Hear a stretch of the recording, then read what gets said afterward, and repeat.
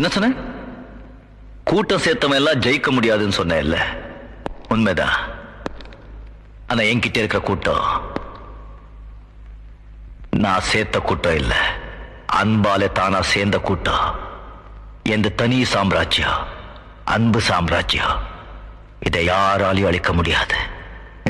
பாஷா பாரு பட்டாளத்து நடைய பாரு, பகை நடுங்கும் படைய பாரு, கோட்டு சூட்டு ரெண்டும் எடுத்து கோட்டு நடக்கும் புலிய பாரு, அஸ்ரியனின் நெருப்ப போல சுட்டெரிக்கும் விழிய பாரு, ரத்தம் வேர்வை ரெண்டும் கொண்ட ராஜாங்கத்தின் மன்னன் தானடா.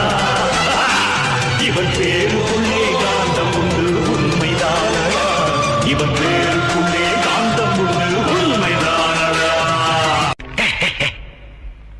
ஒன்னு சொல்றேன், நல்லா தெரிஞ்சுக்கோ. நல்லவங்களை ஆண்டவன் சோதிப்பான்.